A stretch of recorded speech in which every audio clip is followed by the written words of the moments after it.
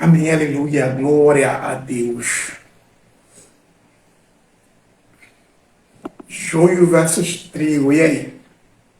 Quem nós somos? O joio ou o trigo?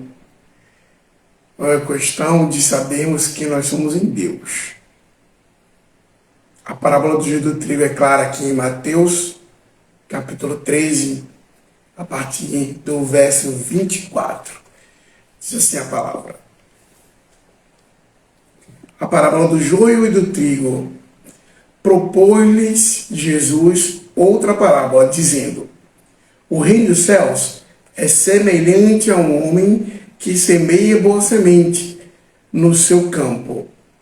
Enquanto, porém, os homens dormiam, veio seu inimigo e semeou o joio no meio do trigo, e se foi. Quando o trigo cresceu e frutificou, apareceu também o joio. Então, indo ter com ele os servos do dono do campo, lhe disseram: Senhor, não semeaste tu no teu campo boa semente? Como então estão cheios de joio? Respondeu-lhes ele: um inimigo fez isso. Perguntaram-lhe os servos: queres que vamos arrancá-los? Ele, porém, lhes disse: não, para que ao colher o joio não arranques também o trigo. Deixa crescer ambos juntos até a colheita. Para a ocasião da colheita direi aos ceifeiros: colhei primeiro o joio, amarrai-o em feixes para queimar. Então colhei o trigo e guardai-o no meu celeiro. Graça e paz, Ivanildo e Binho. Obrigado pela honra de estar aqui comigo nessa live de repente. Eu agora estou assim, live de repente. E tarde da noite, né? Mas hoje vai ser tarde. Sei que existe o meu companheiro Kleber Binho aí, que tá a par desse assunto já também, sobre joio e trigo. Amém, meu queridão, amém. E hoje a gente queria falar eita, gaguejei até. Queria falar aqui um pouquinho sobre essa parábola incrível aqui de Mateus capítulo 13, quando Jesus nos traz à luz a diferença de como se deve tratar. Inclusive que até para quem é joio, como o próprio texto diz, Jesus, ele nos ensina aqui a tratar de forma paralela, assim, igual, né? Sem tirar nem pôr. Ele diz: olha, vocês não plantaram boa semente? O Senhor, ele chega para o dono do campo e diz: o senhor não plantou uma boa semente? Como pode, então, no meio da plantação ter um joio, se nós vimos que o senhor plantou apenas boas sementes? Então o dono do campo respondeu: é verdade, mas quem plantou esse joio foi o inimigo. Importante notar. Quem plantou esse joio foi o inimigo. Então os servos, eles questionaram ao dono do campo: que queres que façamos? Queres que nós arranquemos então o joio? Não, pelo contrário. Se arrancar o joio agora, vocês também irão arrancar o trigo. E ele aconselhou: deixa crescer junto, não tem problema. Mas quando chegar o dia da colheita, quem tem ouvidos para ouvir, ouça o que o Espírito diz à igreja. Quando chegar o tempo da colheita, então você colhe primeiro o joio. Olha que interessante. Ele diz aqui na parábola para colher primeiro o joio. No verso 29.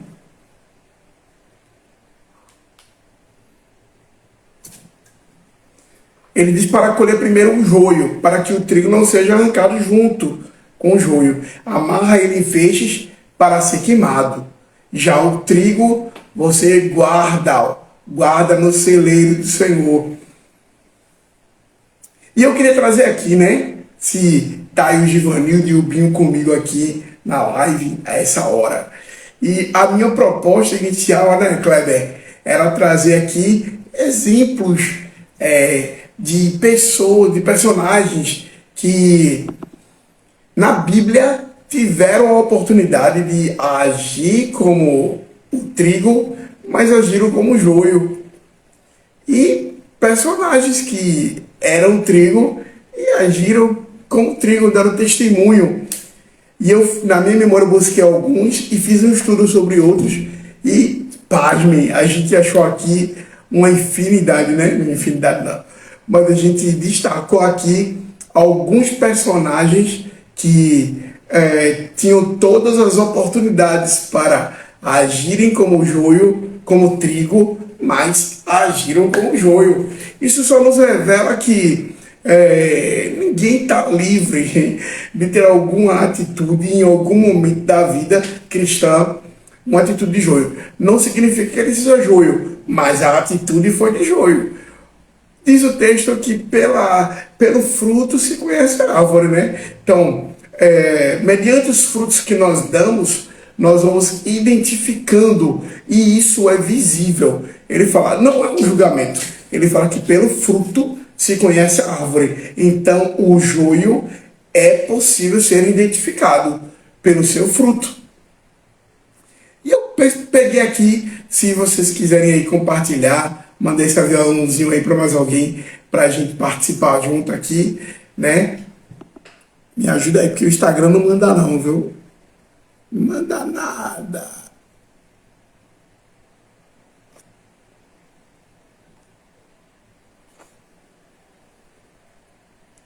Eu queria ver com vocês, se vocês lembram aí, comentem aí comigo algum personagem que é trigo, mas agiu como joio. Será que tem algum? É possível isso? É possível isso? Eu acho que é. Eu comecei lá do início, é claro que depois eu vou mesclando aqui, né? Tá meio misturado. Mas vários personagens bíblicos que agiram como joio. Começando lá no Gênesis, teve Caim. Caim estava no jardim, Caim, né? Já com sua família lá, seus irmãos, seus pais, Adão, Eva e seus irmãos. E na sua oferta, a Bíblia já colocou Davi. Davi era trigo, é verdade. Mas teve algumas atitudes de joio. Várias atitudes de joio. Dos 10 mandamentos que Moisés deixou, Davi errou em pelo menos metade. Meu filho, foi várias mesmo, viu? Pois é. Eu pontuei aqui primeiro Caim, né? Caim estava lá no jardim, vivia aquela coisa linda, né, no jardim. E já fora do jardim, já adulto, evidentemente, vivendo ali com a sua família, e eles tinham um relacionamento com Deus. Caim se relacionava com Deus. Boa noite, Fabíola. Caim, ele se relacionava com Deus, assim como Abel, assim como Adão, assim como sua família. Eles tinham uma relação com Deus ali, presente Israel, meu queridão. Estavam ali juntos, eles tinham um relacionamento com Deus. Tanto Caim como Abel, mas no momento de ofertar, no momento de entregar ali a sua oferta, Caim, graça e paz. Caim, ele preferiu ofertar de qualquer forma, ofertar do que sobrou, de um produto ruim. Infelizmente, olá, graça e paz, Lisandra, amém. Ele decidiu ofertar daquilo que era ruim, do pior da terra. Foi o que ele decidiu ofertar para Deus. Além do mais, além da oferta ruim, ele maquinou e assassinou seu próprio irmão. Amém, minha querida? Ele maquinou, planejou e assassinou o seu próprio irmão. Caim tinha tudo para ser trigo, mas preferiu ser joio e teve atitudes gravíssimas de joio, tanto na entrega da oferta como no assassinato do seu próprio irmão. Esse é um trigo raiz, misericórdia, misericórdia. E teve também quem? Jacó. Qual foi a atitude de Jacó? Qual foi a atitude de Jacó que classificou Emília lá também? Que classificou Jacó como joio? Me diga aí. Tá lá, em Gênesis capítulo 27. Jacó fez o quê? Jacó, ele roubou a primogenitura do seu irmão, né, de uma forma estranha. Jacó, ele enganou seu pai vestindo uma pele de animal para se passar pelo seu irmão, que era muito peludo. Jacó era um mentiroso, um enganador. Esse não é o significado do nome de Jacó. Mas Jacó estava ali, tinha tudo, tinha um relacionamento com Deus, podia fazer tudo aquilo que agradava a Deus, mas ele escolheu ter uma atitude de joio. Tanto quanto ele foi enganar seu pai, como também quando ele foi pegar a primogenitura, a ganância de querer a primogenitura, né? Por um pouco tempo ali, desde o ventre, ele já mostrava ali quem ele era, na hora de sair agarrando lá o calcanhar, o tornozelo do seu irmão Esaú. Gênesis 25, né? Tá aí. Gênesis 27, Gênesis 25. Jacó, que também teve atitude de joio. Misericórdia. Pois é. Teve também quem? Os irmãos de José. Tá lá em Gênesis 37. Os irmãos de José. Pelo amor de Deus. Olha aí, de novo, atitude de joio entre irmãos. Teve Jacó com Esaú e agora os irmãos de José. Claro que não foram todos, mas boa parte dos irmãos de José trataram ele com desprezo, tentaram contra a vida de José, desprezaram José, implicavam com José. Isso é atitude de quem serve a Deus? Não é. Eles tinham uma atitude de joio, os irmãos de José. Gênesis 37, a partir de 37, ali é a história de José. E temos também quem a gente já vai um pouquinho aqui para o Novo Testamento, a gente vai mesclar Novo Testamento, Antigo Testamento.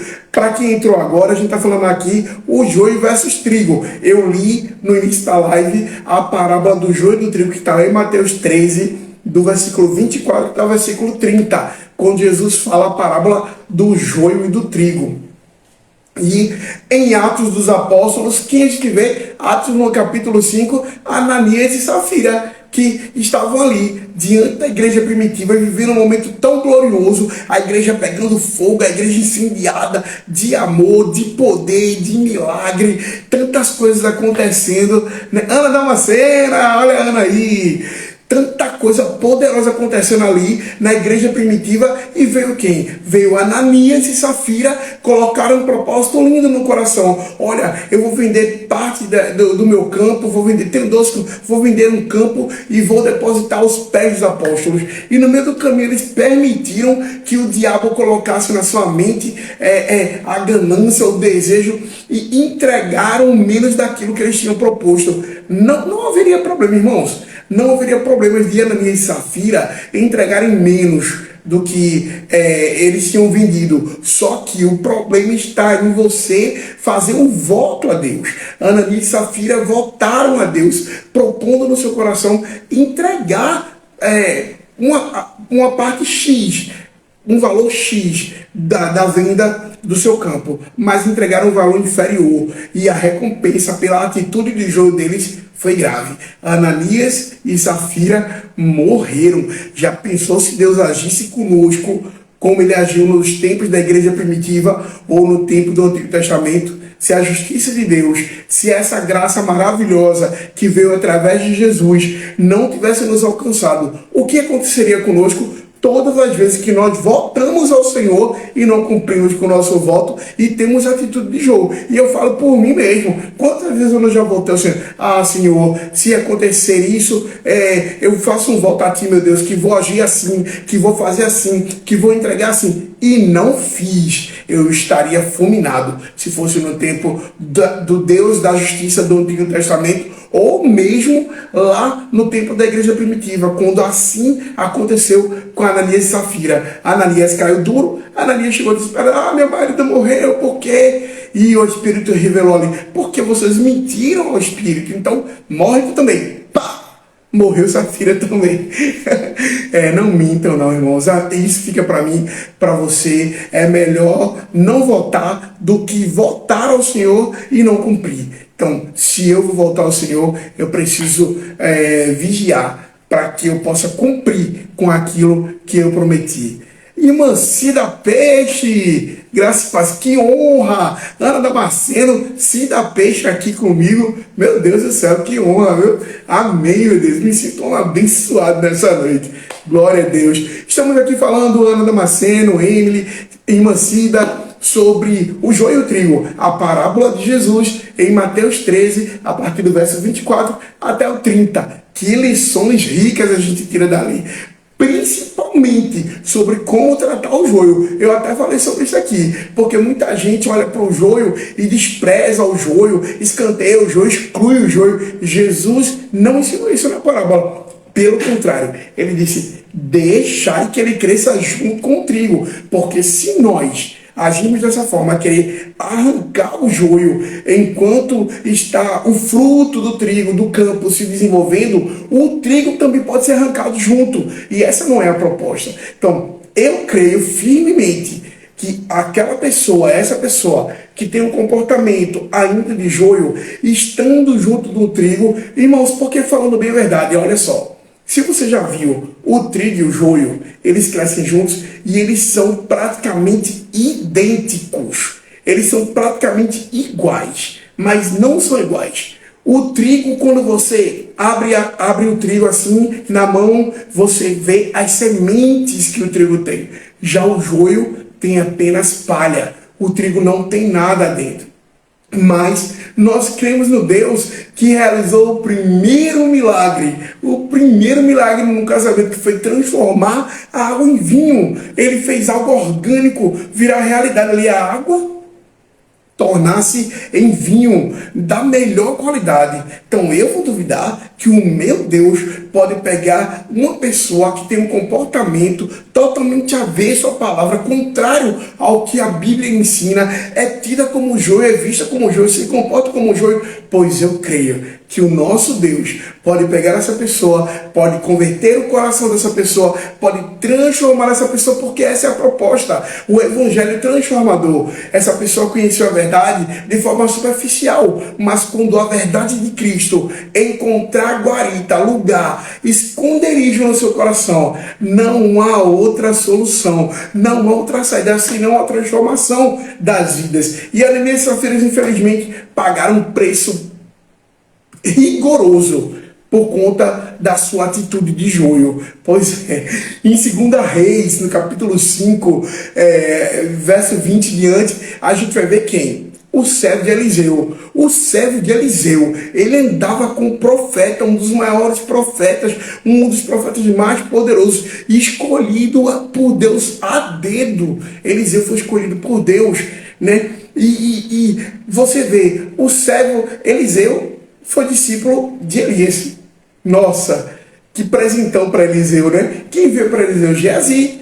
E Geazi, quem era Geazi? Geazi era um discípulo carnal. Geazi era um joio, se comportava como joio, era ganancioso, era voltado para as coisas materiais. Ele queria a todo momento tirar alguma vantagem de onde ele estava. Se houvesse alguma coisa de valor, ele queria pegar, mesmo quando Deus ordenava: não toque, não pegue, não guarde. Geazi tinha esse tipo de atitude, a atitude de joio. E Geazi também sofreu consequências graves, inclusive no seu próprio corpo, por conta da sua atitude de joio.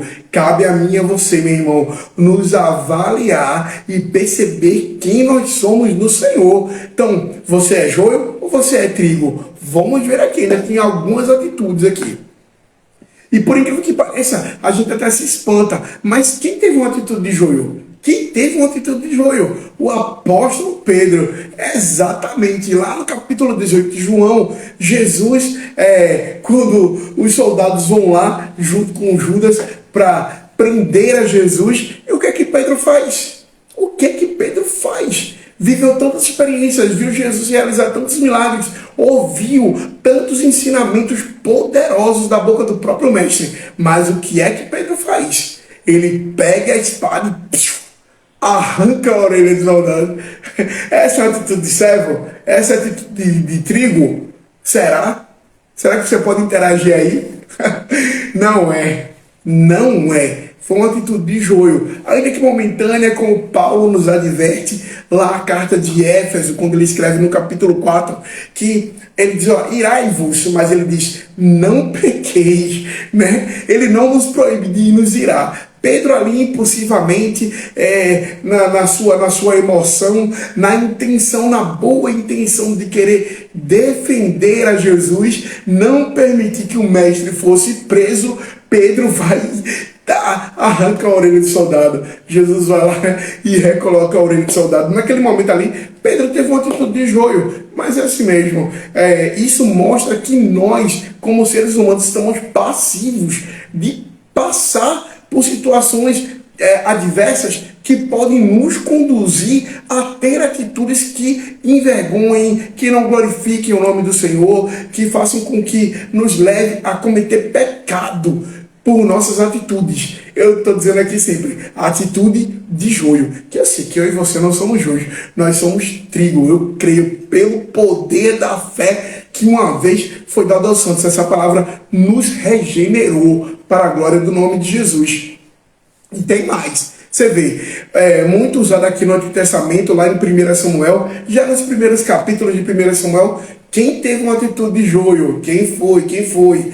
Uma das esposas de Samuel, Penina, meu Deus do céu, estava ali, de Samuel não, de Elcana, né? Estava ali, ela ali, adversária de Ana, o tempo inteiro provocando Ana, jogando na cara de Ana que ela dava filhos ao marido e Ana não dava porque Ana era estéril, zombando, tripudiando, afrontando. Isso é atitude de joio, não é atitude de trigo. Se nós pararmos para pensar, quantas vezes nós já não agimos assim, afrontando os nossos irmãos, né? Marido, esposa, filho. Não é esse comportamento que Deus espera de nós, sabe? O comportamento de Penina era um comportamento totalmente de joio. Ana era a esposa que Elcana amava. Ele diz que ele amava muito mais Ana, mas mesmo assim Ana não conseguia dar filhos a ele e ela era afrontada o tempo inteiro, humilhada pela sua adversária, a outra esposa, a Penina, que agia como joio e dava lugar ao capeta.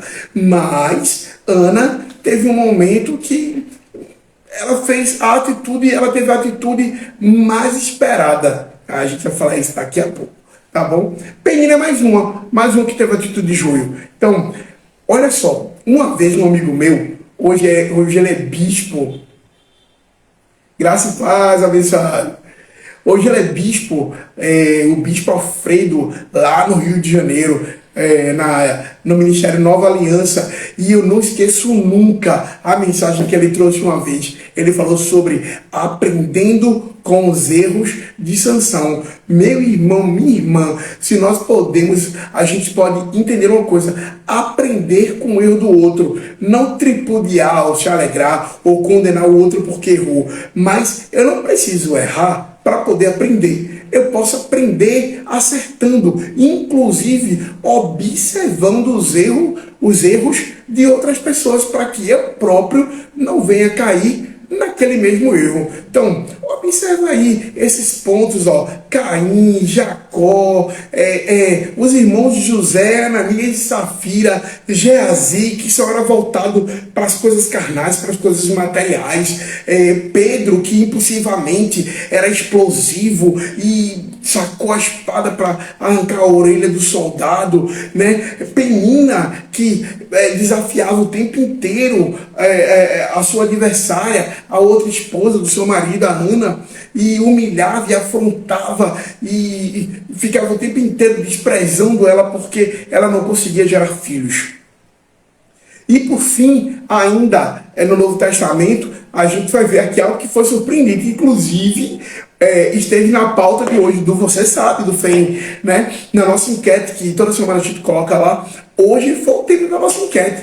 Você sabia que nosso querido apóstolo Paulo, ele teve um momento ali, um relance rapidinho assim, que deixa muita gente espantada, e muita gente não sabe disso, porque infelizmente as pessoas não têm o costume de ler a Bíblia. não leem. Fica lendo apenas aquilo que é dito nos cultos, nos cultos da semana, no culto de domingo, se alimenta de forma superficial, com um alimento fraco, sem substância, não prestando atenção, não atentando para aquilo que a palavra de Deus pode trazer para a nossa vida. Então, em Atos, no capítulo 15, nós vamos ver um momento ali, o apóstolo Paulo entrando em discórdia. Olha só, irmãos, o apóstolo Paulo, aquele que é o maior escritor de mandamentos recíprocos, ele próprio teve um desentendimento com Barnabé, que foi um grande cooperador, se lá um dos mais importantes na Bíblia. Ele é pouco citado no Novo Testamento, Barnabé, mas ele foi fundamental para o crescimento, para o avanço do evangelho na igreja primitiva. Barnabé foi um grande parceiro de Paulo em suas viagens, mas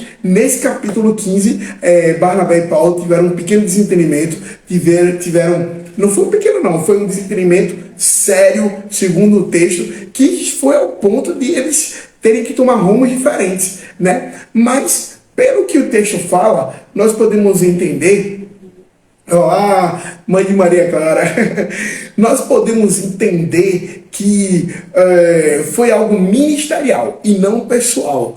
Tanto é que o motivo da discórdia entre Paulo e Barnabé era João Marcos, né? Era João Marcos, que Barnabé queria levar eles na viagem junto com Paulo, e Paulo disse que não era interessante, porque na viagem anterior, João Marcos abandonou o ministério para ficar lá em Jerusalém. Então Paulo disse, não quero levar ele, porque ele abandonou a missão na outra viagem. Então levar ele para ele abandonar a gente novamente e ficar em algum lugar? Não quero. Houve essa discórdia ministerial aí, e Paulo e Barnabé acabaram cada um tomando seu destino. Barnabé tomou João Marcos e foi para um caminho, e Paulo acabou pegando aí o Silas e foram para um outro caminho. Mas tranquiliza o coração, eles não ficaram de mal, eles não ficaram com rancor no coração, com ódio, eles não quebraram a comunhão, eles só discordaram ministerialmente acerca do levar alguém com eles, né, para uma viagem, para um propósito. E foi apenas isso. Mas, pasmem, o nosso querido apóstolo Paulo também teve o seu momento ápice de ira, vamos dizer assim, né, de discordar com alguém que era tão querido e valioso para ele. Até porque, para vocês que não sabem, ou talvez saibam, Barnabé que abraçou Paulo logo no início da sua fé. Quando a igreja ainda que aceitava Paulo, Barnabé acolheu, Barnabé levou Paulo até os irmãos da igreja, e foi aquele que primeiro deu aquela mão assim. Depois de Ananias, que instruiu Paulo acerca do reino de Deus, acerca do que Jesus revelou para Ananias fazer com Paulo, logo em seguida Barnabé introduziu Paulo junto aos discípulos. E Barnabé foi de suma importância. Então, não fiquem aperreados, porque não foi algo de pessoal caso. Foi apenas algo ministerial, que ambos tomaram rumos diferentes, mas, inclusive, se você ler depois, você vai ver que o João Marcos esteve preso com Paulo, e teve um momento que Paulo disse assim, olha, manda vir João Marcos, porque ele me é útil no ministério. Para você ver, né, que tudo se resolveu, não ficou pendência nenhuma, eles eram servos e eram grandes homens de Deus. Pois é, eu listei aqui, Paulo estava nessa lista, eu coloquei de propósito, irmãos, eu coloquei Paulo na lista de quem teve atitude de joio. Você pode até discordar de mim, mas nesse momento eles discordaram de forma tão veemente. O texto diz que foi um desentendimento muito sério, e eles tomaram rumos diferentes, mas foi apenas ministerial. E eu quis colocar aqui só para fazer uma graça mesmo para vocês. Agora, se eu perguntasse para vocês, eu quero que vocês respondam aí nos comentários. Comenta aí, eu falei aqui vários personagens que, na minha opinião, do que eu creio, do que eu li no texto bíblico, tiveram comportamento de joio. E hoje aqui o tema é joio versus trigo. Então, eu listei aqui Caim, que teve atitude de joio. Ele era uma pessoa que tinha relacionamento com Deus, mas comportamento de joio total. Tá tendo um efeito sonoro aqui do cachorro do vizinho, latindo bem muito, mas assim mesmo. Tá tudo no silêncio, o cachorro começou a latir. Listei também aqui Jacó, que além de pegar a primogenitura do seu irmão, também enganou seu pai, vestindo uma pele de animal para parecer para o seu pai que era o seu irmão. É complicado esse Jacó, viu? Ainda bem que ele virou Israel. Temos aqui também a Ananias e Safira, em Atos no capítulo. Temos os irmãos de José, lá em Gênesis 37, os irmãos que planejaram matar José, os irmãos que tinham inveja, os irmãos que tinham rancor, tinham ressentimento, que desprezavam a José, que venderam José como escravo, que jogaram José no poço. Olha só, eles eram filhos de Jacó, mas olha que comportamento de joio. Pois é, Ananias e Safira em Atos capítulo 5, que voltaram e não cumpriram. Isso foi um comportamento de joio e pagaram caro por isso. Tivemos Geazi em 2 Reis, capítulo 5, que era o servo de Eliseu, que tinha os seus olhos voltados apenas para o material. Ele era ganancioso, ele queria, mesmo quando o Senhor ordenava, ele fazia o contrário daquilo que ele dizia. Não toque, não leve nada do que tinha aí. E ele pegava, e isso, ele pagou caro também no seu próprio corpo, por conta da sua atitude de joio. Pedro, que arrancou a orelha do soldado. Temos Penina, que afrontava Ana o tempo inteiro. Temos também Paulo e Barnabé. Os dois discutiram, não foi só Paulo. Os dois entraram em desentendimento ali.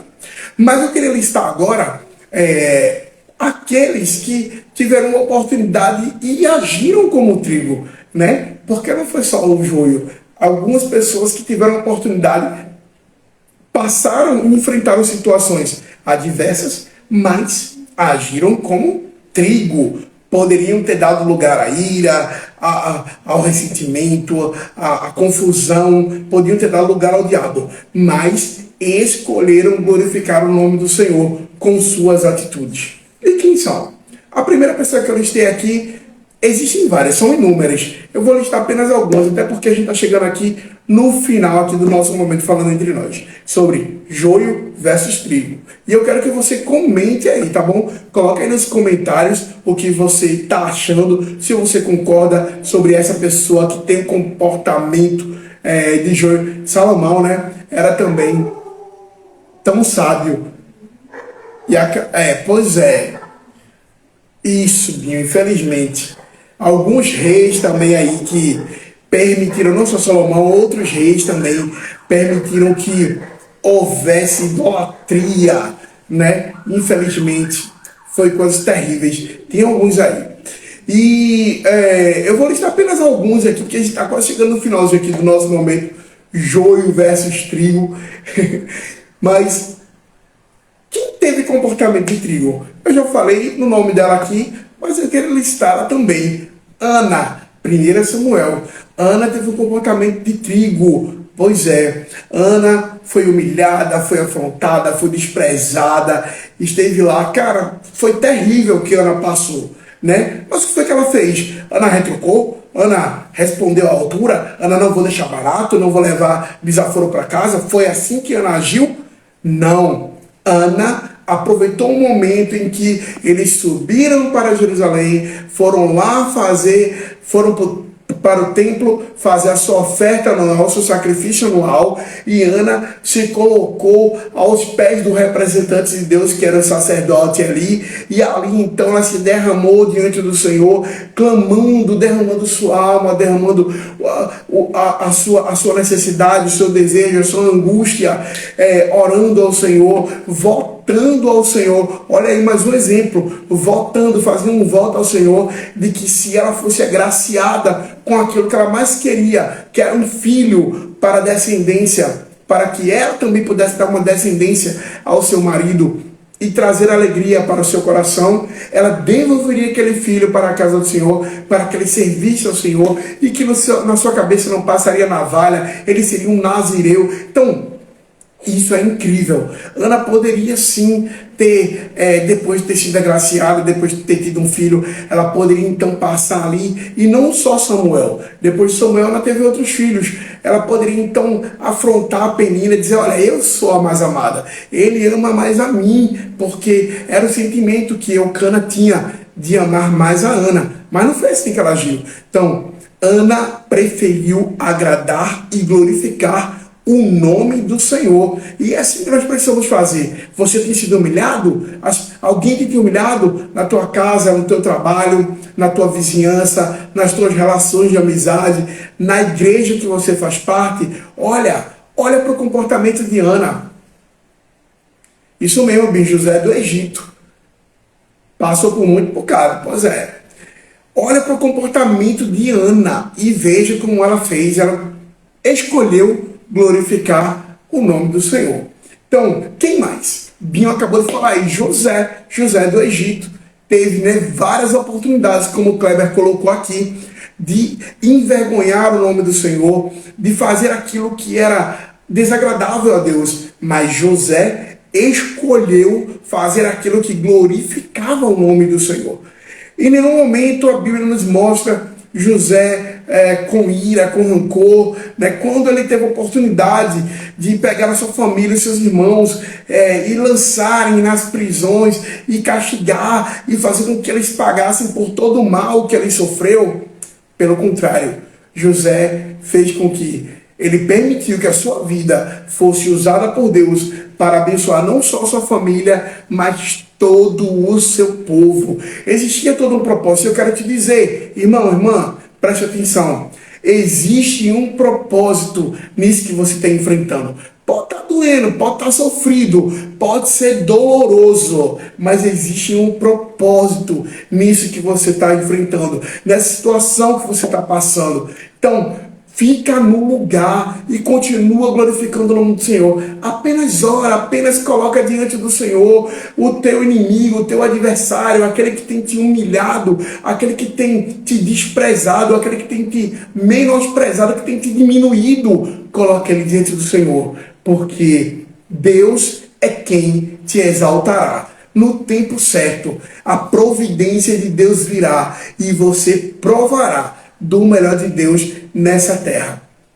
Jó foi um dos que teve toda a oportunidade de envergonhar o nome do Senhor por tudo que ele enfrentou, tinha tudo, perdeu tudo, mas ele disse, olha, o Senhor me deu, o Senhor tomou, bendito seja o nome do Senhor. Quando a sua própria esposa, carne da sua carne, diz, olha, Jó, tu vai aguentar isso até quando? Amaldiçoa teu Deus e morre. Ele disse, mulher, tu falas como uma louca. Ele me deu, ele tomou, bendito seja o nosso Deus. Aleluia, bendito seja o nome do Senhor.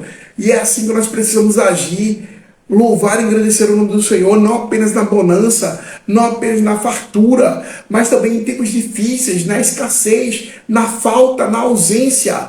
Pode nos faltar o bem, pode nos faltar o pão, pode nos faltar muitas coisas, mas nunca nos faltará a presença dele. Ele nos garantiu isso no Salmo 23. O Senhor, Davi ali, o salmista, ele colocou, o Senhor é o meu pastor e em nada me faltará. Em todos os momentos ele estará comigo e com você.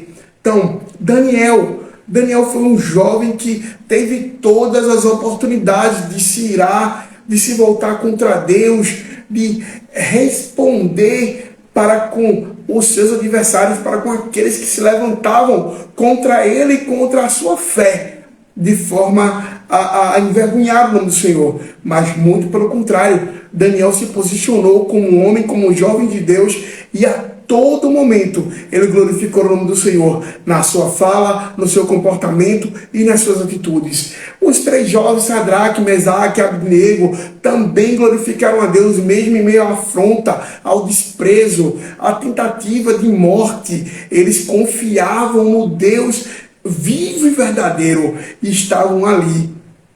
A graça basta, isso mesmo, é o que Paulo nos diz, a graça do Senhor nos basta. O Senhor disse isso para Paulo, isso serve para mim e para você. A graça é melhor do que a vida e essa graça nos basta, nos é suficiente. Então, no Novo Testamento, eu vi o comportamento, sabe de quem? O comportamento de Estevão. Estava ali Estevão, sendo apedrejado por conta da sua fé. E naquele momento que Estevão estava sendo apedrejado, quem estava ali? Saulo estava ali, de longe, olhando Estevão, inocente, sendo apedrejado por conta da sua fé. E o que foi que Estevão fez? Estevão poderia ter dito assim: ah, Senhor, manda fogo do céu, consome todo mundo. Sabe quem fez isso? João, né? João e outro discípulo lá pediram isso, né? João e Tiago, quando estavam voltando de uma das viagens e foram entrar em Samaria, e aí não quiseram receber a Jesus lá. E eles disseram assim: Senhor, deixa nós orarmos para que Deus mande fogo do céu para consumir eles. Isso é uma atitude de trigo? Não, é atitude de joio, viu? Pelo amor de Deus. Só é preciso buscar. Só é preciso buscar, Bion, primeiramente isso. Tudo aquilo que o Senhor diz no texto, Ele nos providenciará. Já era, meu querido. E é isso aí. Estevão agiu de forma para glorificar o nome do Senhor, mesmo em meio a essa perseguição, mesmo em meio a um apedrejamento, ele sendo condenado sendo inocente, mas ele glorificou o nome do nosso Deus. Ainda em Atos, teve Paulo e Silas na prisão, né? Paulo e Silas estavam lá presos, porque estavam anunciando o reino, porque eles revelaram ali, eles libertaram uma mulher que estava ali com um espírito de adivinhação, e eles libertaram aquela mulher que estava possessa por esse espírito, e por conta disso eles foram presos, foram açoitados. Eles poderiam ali, então, estar reclamando, murmurando contra Deus, podiam estar ali chateados, rancorosos, podiam estar ali desistidos, esfriados na fé. Mas pelo contrário, num momento como esse, em que parecia que Deus não estava com eles, o que eles fizeram?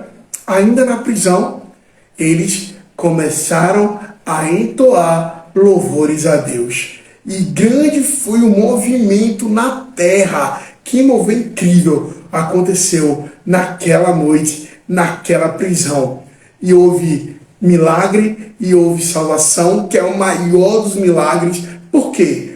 Porque Paulo e Silas decidiram, mesmo em meio a uma situação adversa em que eles estavam enfrentando, mesmo em meio a tanta luta que eles estavam passando ali, calúnias e agressões, eles escolheram glorificar o nome do Senhor. Meu irmão, pode parecer que não é fácil, e para algumas situações não é fácil mesmo, mas quando eu e você decidimos no nosso coração escolher glorificar o nome do Senhor, cara, em nome de Jesus, as cadeias vão cair, as algemas vão quebrar, o chão vai tremer, o milagre vai acontecer, você vai cantar a vitória, haverá salvação, cura, libertação, porque o nosso Deus é um Deus que age mediante as nossas atitudes de fé, que glorificam o seu nome. Então que nós possamos, meu irmão, meditar sobre quem nós somos no Senhor. Olha, o Senhor, o dono do campo, ele semeou uma boa semente no nosso coração.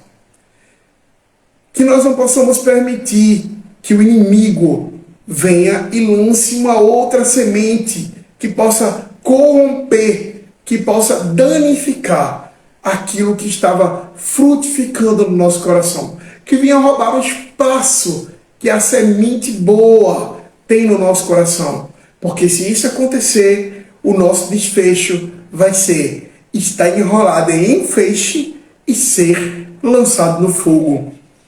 Mas se você preferir agradar a Deus, glorificar a Deus com as tuas palavras, com as tuas atitudes, com o teu comportamento, com a tua forma de viver, com o teu estilo de adoração, o nosso desfecho será ser colhido e ser guardado no celeiro do Senhor.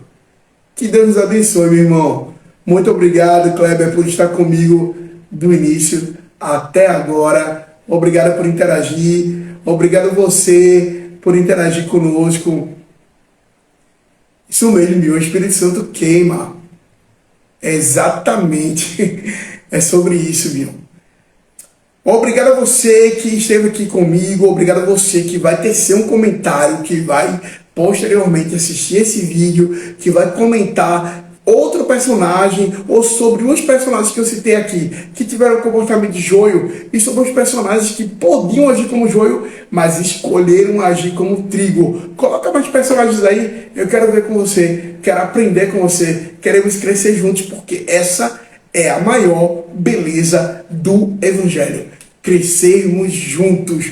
Muito obrigado, Deus te abençoe, e eu quero te dizer que ainda essa semana nós vamos ter uma nova série.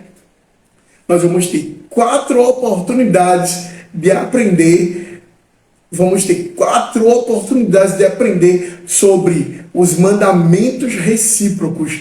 Tá incrível. Se você não viu aí a vinhetinha rolando no Instagram, daqui a pouco eu vou postar de novo para que você possa acompanhar. E vai ser massa, meu irmão. Perde não, viu? Em nome de Jesus. Sábado, provavelmente, a gente já vai estar lançando no canal do YouTube. Vai estar lá no canal, nosso canal. Se você ainda não segue nosso canal do YouTube, vai lá, se inscreve, comenta os vídeos, curte, compartilha, nos ajuda a divulgar o reino de Deus aqui na terra, em nome de Jesus.